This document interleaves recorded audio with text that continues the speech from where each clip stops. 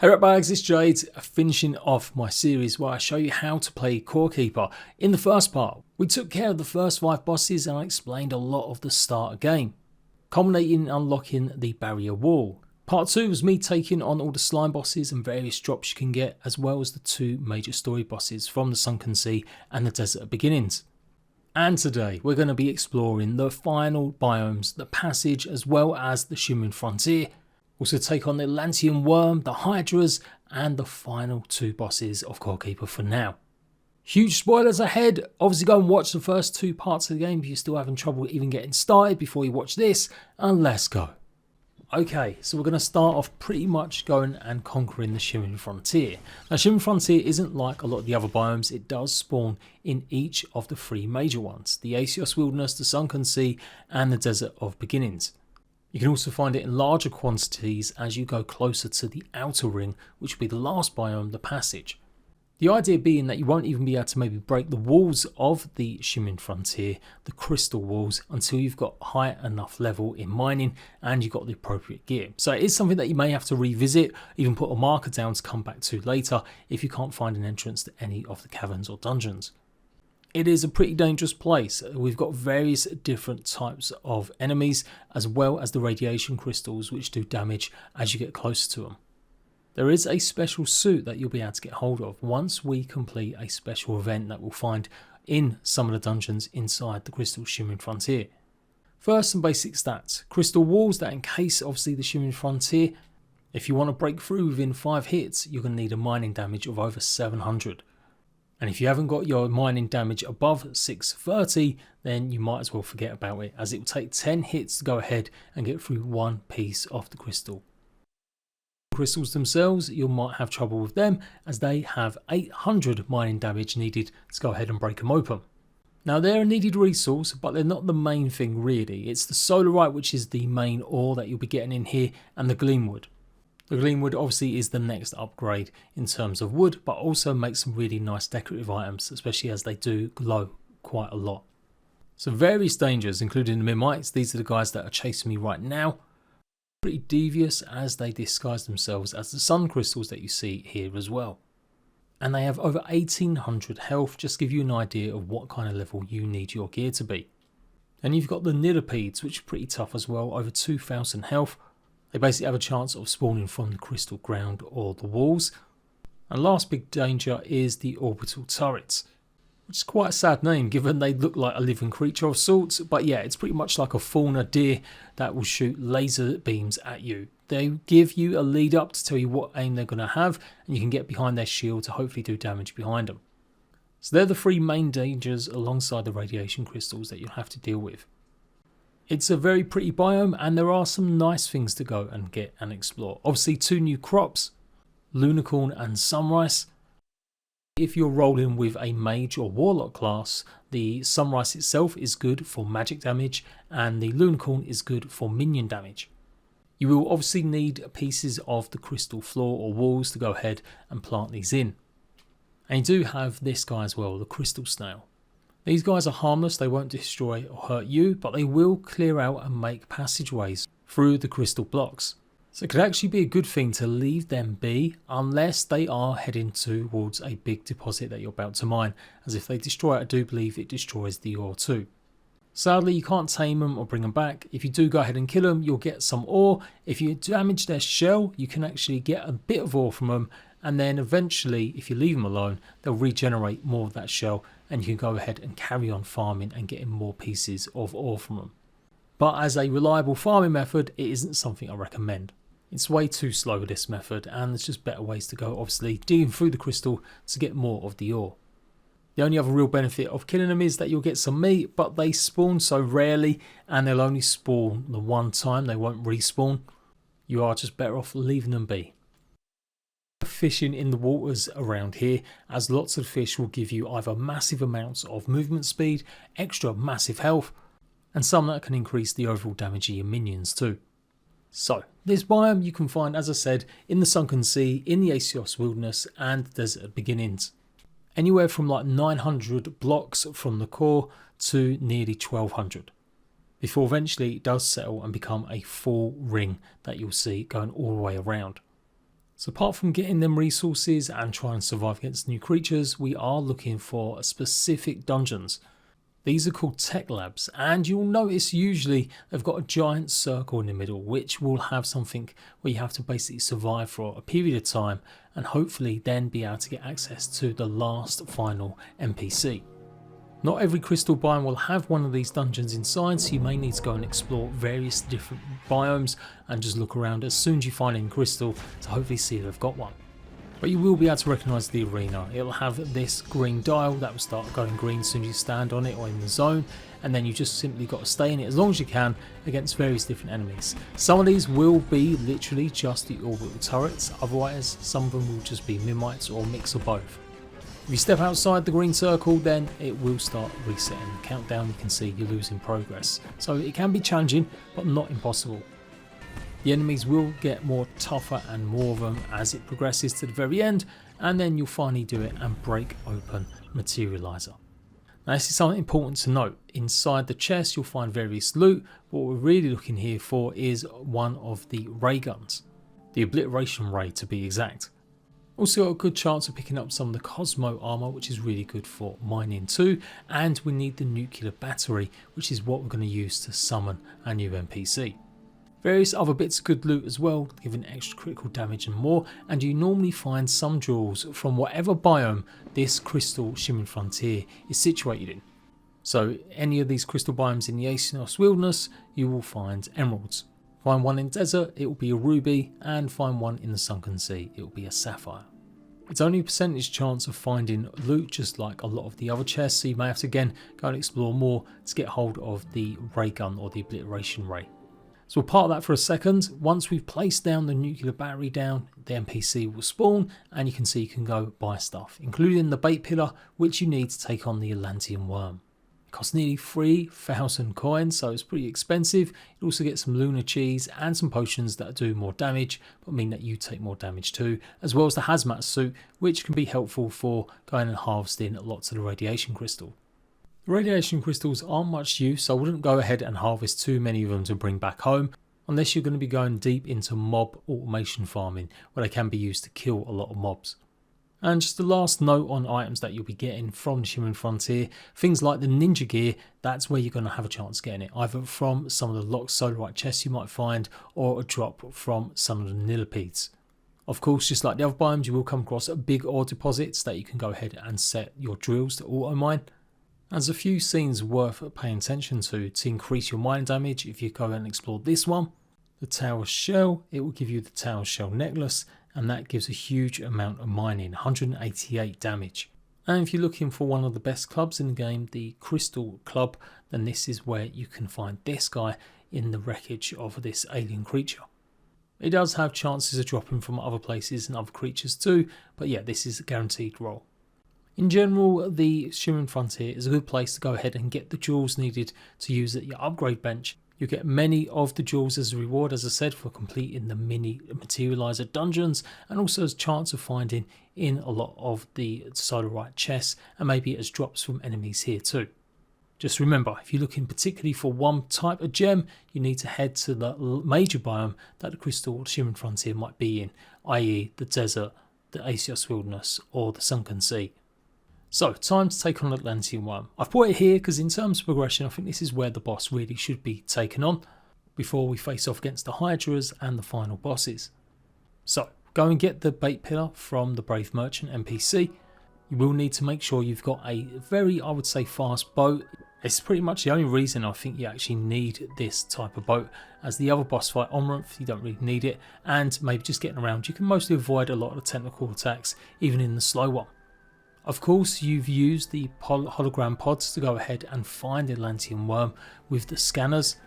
You will need to have picked up a bunch of shells though as you explored the sunken sea, just like you did with the scarab covers or scarab shells to find Rahaka. And then you just basically place the rod in a line of where you've seen the Atlantean worm come or go near. It should immediately make a sound and a whoosh, and the Atlantean worm should start coming towards you. If it doesn't, you're just simply not in the right area. So you don't have to be exactly where the Atlantean worm is if you want to go ahead and summon the boss fight. Be warned, it will destroy any pretty much platforms that are nearby or any kind of dirt, as well as the bait pillar.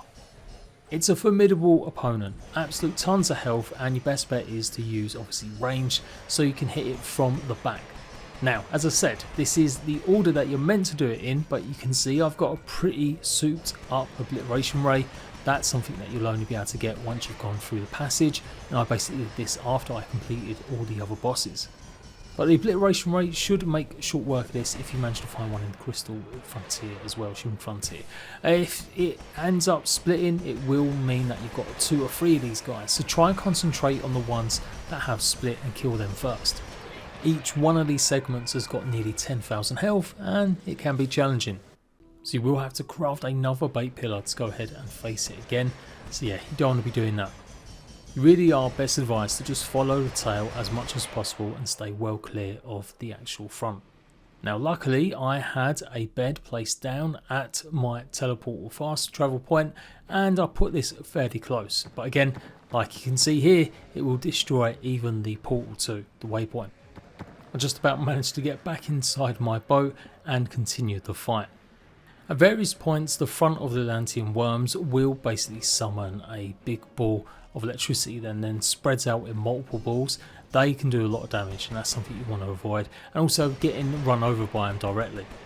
There's around 300 to 400 damage on contact if it hits you, and the electricity orbs do around the same. Keep doing damage, keep taking care of the smaller sections, and eventually you will be able to finally defeat it. By the time you've got to the last stage, it's pretty easy to avoid this guy, so yeah, it does almost become a bit easier. Your main loot from this is a permanent increase to your health with the Atlantean Worm Heart. That's guaranteed. Then you've got chances of getting a Atlantean ring and necklace, with the necklace giving you more damage against bosses and the ring giving you more melee damage. Lots of the fish as well, which are pretty good. The same ones that you can catch in the actual Human Frontier. The piece gives you health over time, as well as pretty good for critical hit builds and melee and ranged. Sword really good for taking on bosses, extra 17% damage against them, as well as 4 life on melee hit. Maybe a more powerful magic bag, then you can hopefully get hold of the Scholar Satchel, which will give you 25 max mana and 15% extra magic damage. I will have a more detailed breakdown of some of these items in a separate guide, but you get the idea. It should respawn immediately alongside its path where it goes pretty much back and forth, but you may need to go to a new location to put down the bait pillar for it to actually summon it. Either that or it's got a cooldown that I'm not too sure about, as it didn't work immediately last time that I tried. Okay, back to something that you would have got from Raka, which is the bug brain. You're going to need this to go ahead and craft the Hydra bench, which is how you can go ahead and summon the Hydra bosses. So hopefully you didn't sell it or get rid of it. It's definitely useful, and you've got a guaranteed chance pretty much getting it every time you fight him, so just go back and do it again. So we're going to be crafting wind chimes for each one of the Hydras, and the first one that you'll be able to craft, the only one in fact, is pretty much the one in the Aesios Wilderness with an emerald, 15 solarite and 20 gleamwood. You'll then get a resource from killing that one that allows you to craft the second summoning item for the next one, and then again kill that Hydra and you'll get the final piece for the third Hydra summons. Again, use the scanners to go ahead and find where they are, and pretty much similar to the Atlantean Worm, as long as you're relatively close by, they should come towards it. Now I found these guys pretty tough, but that's because I was relatively underpowered. Although I'd managed to go ahead and get a lot of the armour from the last biome, the passage, I didn't particularly have a lot of foods and other items geared for giving me lots of critical hits or utilising the melee damage that you get by using the obliteration ray gun, or pretty much what this is, the Stormbringer. So I got my butt kicked, and I did have to go and find another one to go ahead and craft and place. It turns out it's pretty close to the Aesios arena. So the stats on these guys are over 136,000 health.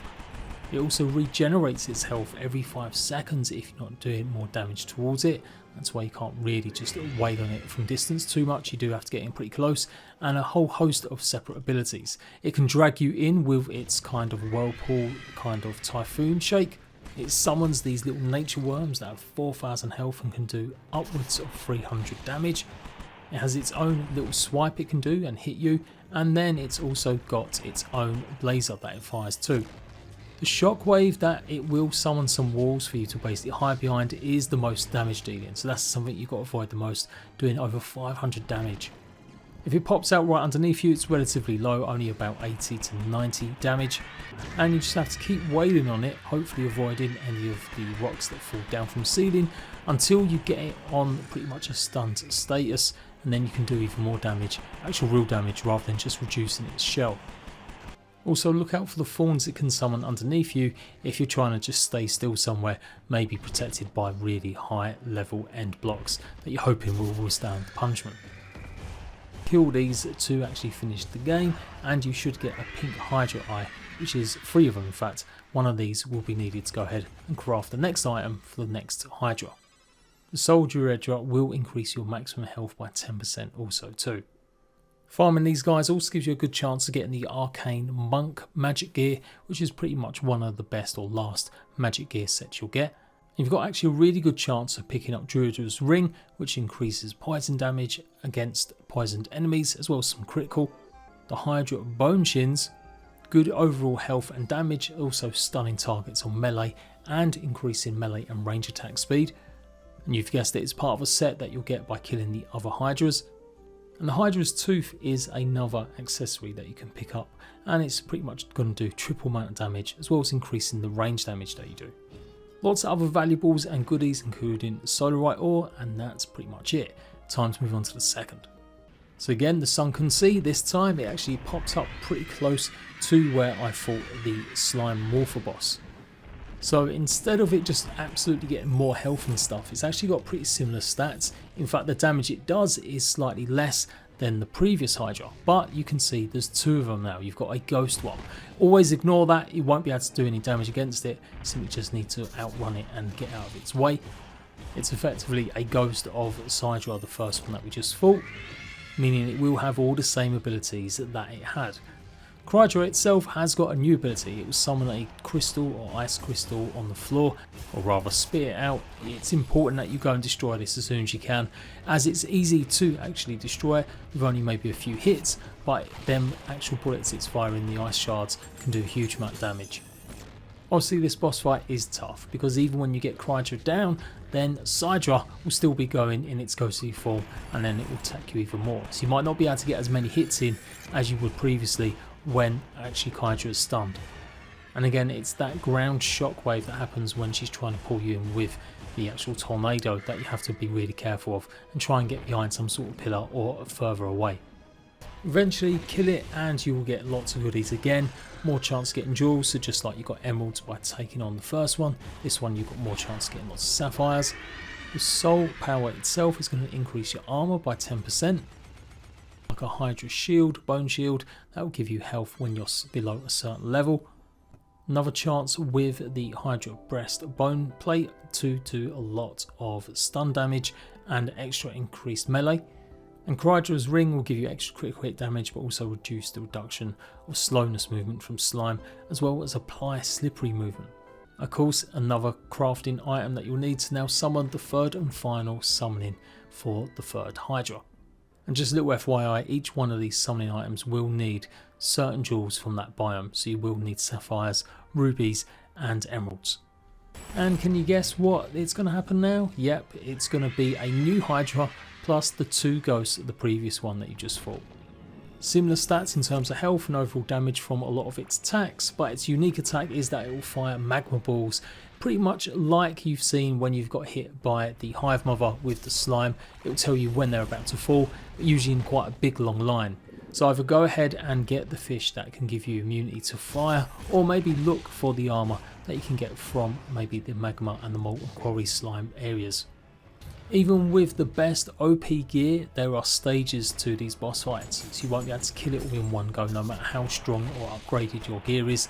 There are phases, so for this one it is 4 phases before you can eventually kill it. It's really challenging. Obviously though, because you are in the desert at the beginnings, there's a lot more space to run around and hopefully avoid the other ghostly forms. The third and final soul will increase your damage by 10%. You'll have a good chance of picking up the Hydra Bone Sword, which is good for doing damage against bosses as well as stun targets.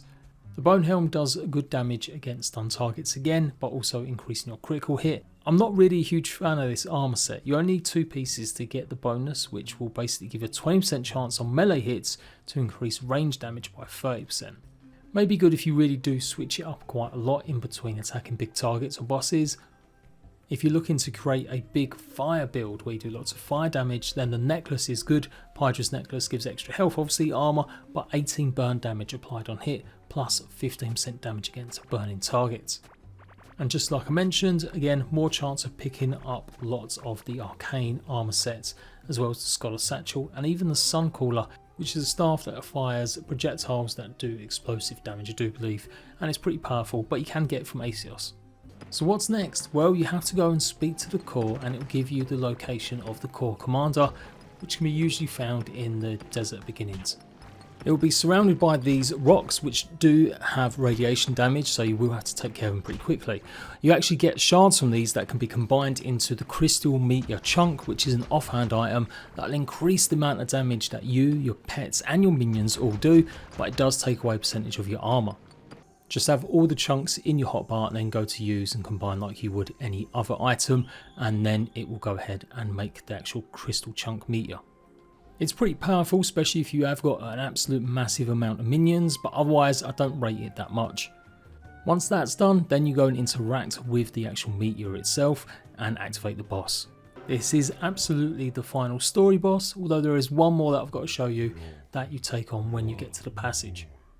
This is a pretty tough boss fight. It's got various different stages and phases that you really need to be prepared for, and making sure that you've got a good melee and mage build that you can maybe switch between during the fight, or a good build that can do both. It will summon these 3 orbs, or basically balls, running around being powered, that you have to destroy before you can then do damage against the core commander itself. There's then these attacks also that will spawn that you have to try and dodge, as they do a huge amount of damage. And when you destroy the orbs, they actually give off quite a large area of damage as well, so you've got to stay away from them. Make sure you time it right. It also fires the same triangles that you saw from Raka, again that you'll have to run around and hopefully avoid. Obviously it's a requirement that you have either the Feather Dash personally, or even better the Rift Lens, which allows you to teleport in and out of some of these. The attacks keep getting mixed up and it does get more harder with the circle there. Some stats to consider: this guy's got over 460,000 health. Its Thunder Beam attack does over 300 to 400, the Whirlwind does 250 nearly to 300, and we'll see that in a second. And then you've got the Ancient Projectiles, they do 600 plus damage. The orbs themselves have over 26,000 health and deal upwards of 240 damage. So you really do want to avoid the actual triangle projectiles. This guy has got 2 phases. It's definitely recommended that you set a waypoint close by or a bed to respawn. And just like the Hydras, once the yellow health bar goes down, he will then be stunned and be able to do some actual true damage. I've avoided talking massively maybe about builds. That will come towards the end a little bit with some tips, but ultimately I don't know what build you're using, so I can only talk about what's going to be good, and it is the bog standard stuff, making sure you've got your gear upgraded by utilising a lot of the gems that you got from killing lots of the Hydras. Obviously melee and crit is still very strong in Core Keeper. The mage, unless you're really high leveled, is still kind of a bit weak sauce, as is really so is the kind of warlock class. Not saying impossible, as I've often tried using it throughout my run of Core Keeper, but I did end up resorting to using various different melee weapons here, with the Pandorium Axe or the Hive Bone Sword that you got from the Hydras being particularly good, as I try and avoid the purple tornadoes which can drag you in and do quite a bit of damage. So the second phase that you get with the Core Commander is where he makes pretty much everything void, and you have to jump inside the circles. You'll see it whirl, that's when you know you've got to get ready, and you can see how much damage it did there. 164, but that ticks very rapidly, so you do have to get inside these circles. And then time your jumps to get out of the enclosing lightning, as that also does a huge amount of damage. So sometimes it's best not to attack the orbs if you're going to destroy them close to you in the circle, as you don't want them emitting their damage while you're still fighting for the circle to basically finish. This is one aspect where your minions will definitely come in a bit more handy, doing lots of damage against some of these guys, and obviously any kind of big range weapons you've got. I did find the drill, the Stormbringer, pretty much universally great for so many bosses now, as you don't really want to get too close to the actual orbs, as you're fighting them. But this definitely was the toughest phase or stage of the fight when it goes void like this. And you see there are multiple circles, so you can kind of skip to ones if it really is getting a bit too hairy. If you die and you have to travel quite far, it will replenish all of its yellow bar, but not maybe its health, so you can whittle away at it over time. A challenging boss fight for sure, and I did die a few times, but in a way, once you work it out, it actually was seemingly a bit easier than taking on the Hydras to me. And of course, with this guy defeated, that is the story complete of Core Keeper. I won't show the final cutscenes here, you can work that out for yourself, but you do get some decent rewards. Usual things like beast boosters and lots of jewels. The Core Commander armor set is pretty unique, as when you've got 2 of them equipped, you do extra damage for you and all of your pets or your minions. Have all 3 pieces equipped, and you do radioactive damage against creatures. Other than that, they're built around pretty much critical and just extra damage. You also get the Trinity Heart, which regens your health 2% every second, plus extra armor while at low health, and just generally a boost in health and armor. And something that's a lot of fun is the Void Gun. This is a direct weapon that replicates some of the damage attacks you get from the Core Commander, firing out these orbs. Yeah, what am I doing? Maybe not the best item to go ahead and use against a boss like this, but it is an interesting weapon. But we're not done yet. No, we've got the passage to contend with, the final biome. You will need an absolutely high powered item to go ahead and dig through the walls. I think you've got to have your mining skill over 2000 if you want to mine it in maybe 2 or 3 hits. What you're looking for when you first venture into the passage is a way in. There will be some passageways that will open up naturally into a larger ring that goes around the whole outside. This is because there is a boss, very much like the Wallflesh in Terraria, and obviously a bit like Gorm, that just goes around in a large circle. Difference being though, in this case, it's really hard to avoid if you're caught in that circle, as it will kill you instantly. But once you get through, or what you're really looking for are these. These are brand new crafting area stations that you can get some of the Pandorium armor, as well as the upgrade to the Obliteration Ray, the Stormbringer. Also offers a really powerful magic stave that has a random chance of firing different types of projectiles. And the Pandorium axe, which is one of the better or best high damage, high critical hit weapons in the game. This should all be base gear level of 17, and yeah, it's pretty much the end game gear. Highly advisable that you craft the armor for taking care of the boss Urchulim, as the armor sets give you a real big speed bonus, and that's going to be really important, which we'll talk about. The Primeval Slime Cell is what you can use to go ahead and re-summon the boss over again. And as usual, there will be a scanner so you can keep track of Urchulim as it goes around its large circle, as well as some more decorative items using some of the cytoplasm, a resource that you get from killing some of the other mobs in this biome. So unlike a lot of the other biomes, the actual ore that we're picking up here is the Pandorium, which is on its own. It's not actually baked into the wall.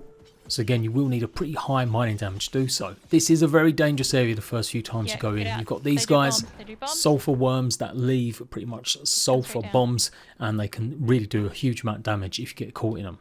We'll also be able to use some of the resources like cytoplasm to go ahead and make your own larger sulfur bombs too. You need maybe slightly less mining damage to go ahead and mine the Pandorium. I think it's about 1200, maybe a bit more. And the first thing you should craft is absolutely the upgrade to the Obliteration Ray to get hold of Stormbringer. And perhaps one of the largest health pools from just a standard mob is the Amoeba, or the large Amoeba, Colossal Amoeba. This has got over 5000 health. It can do 300 plus damage if it hits you, but is your greatest way that you'll get some of the cytoplasm by killing these guys. You may also need some of the calcified shells that you can find as you go and pretty much mine and dig in the passage too, as that's needed for some of the recipes to craft.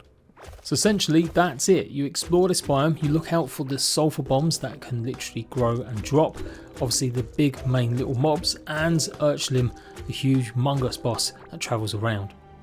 The quicker you can find the entrance to the main circle and maybe put a waypoint down, the better. I definitely recommend crafting the scanner so you can keep an eye on them. You'll find multiple of these crafting station sort of areas in the actual passage, and you can break it open if you've got enough mining damage and just take it back to base if you want.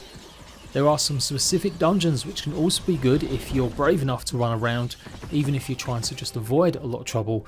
There's lots of these ruins in a direct passage that you can go through, find chests filled with Pandorium, sulfur bombs, and yes, the upgrade materials needed. Also, if you're looking to level up your pets, you're almost guaranteed, I'm pretty sure, to get lots of the pet boosters here in these dungeons as well. And something I've not really referenced too much in this series is pets, with the latest, the Snuggle grade, being able to be got a lot from the passage areas. Other than maybe casually mention about some of the slime pets which give more damage against bosses, I still think that's probably worth just talking over another video. I feel like you by now should have a good grip on what pets are what. But yeah, these new ones, they will give you mana upon attacking an enemy back, so really good for mage classes. And yeah, I'm going to say it again, the Lightning Blaster, as it's called here, is actually the Stormbringer. That was its placeholder name when I actually recorded this video. Is just simply one of the best weapons in the game. Great for mining, obviously, lots of areas. Maybe still not as good as some of the hammers or the mallets to dig away lots of ground. But in terms of the fact it does have no durability on it, I think it's still one of the best. Especially with the fact that it can chain and kill enemies in together.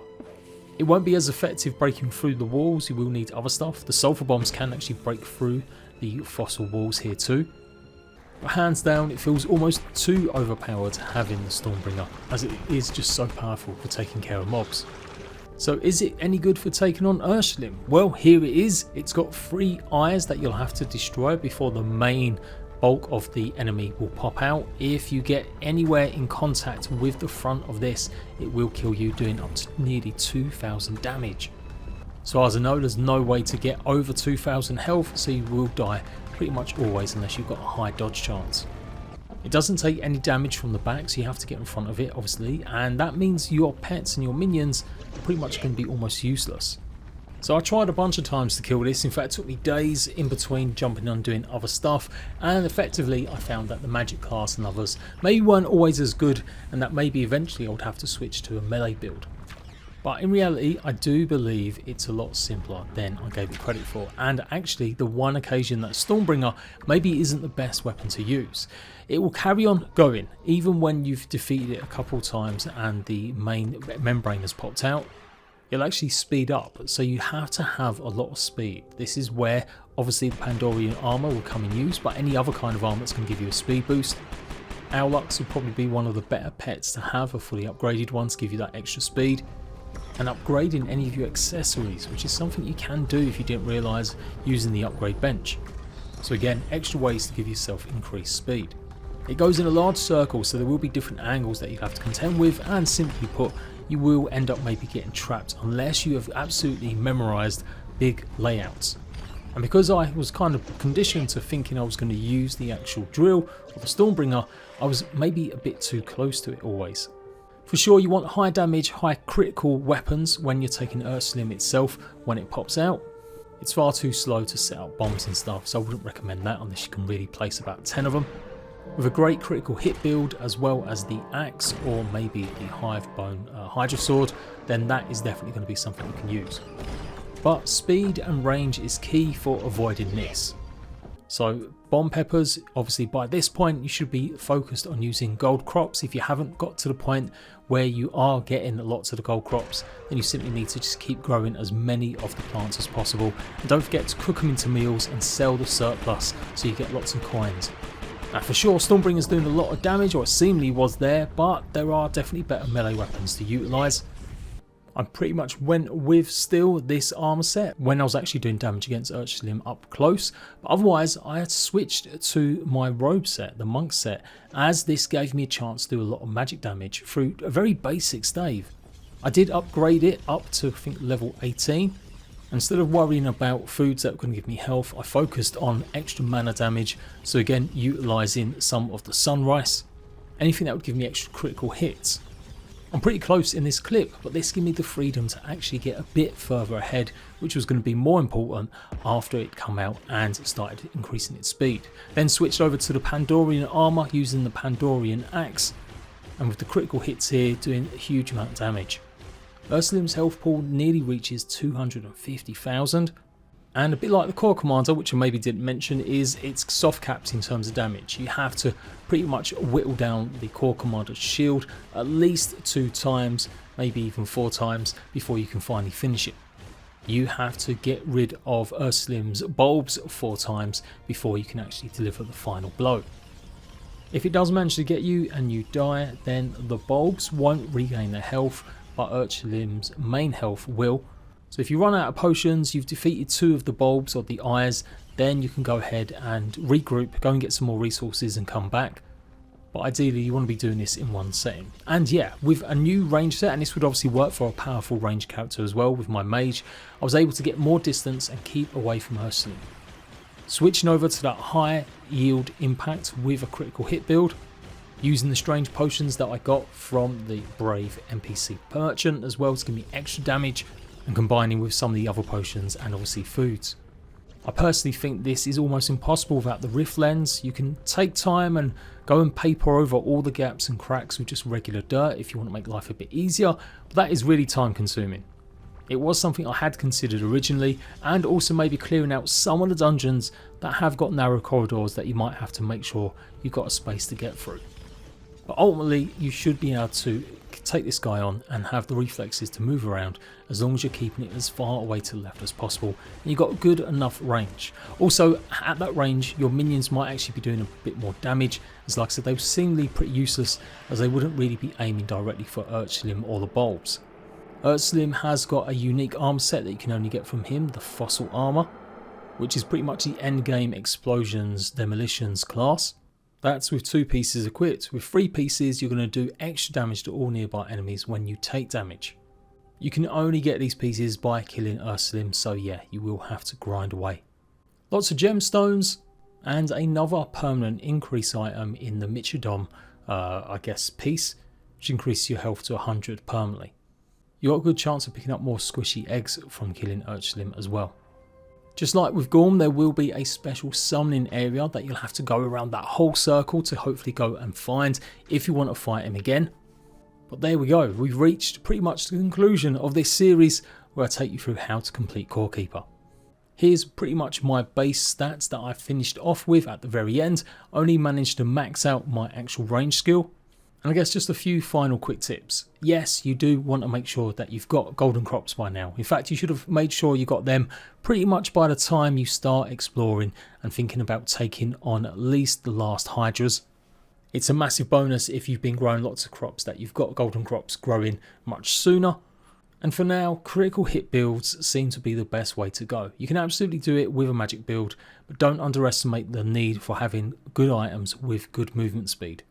Particularly for Ursulim, but also some of the other bosses as well.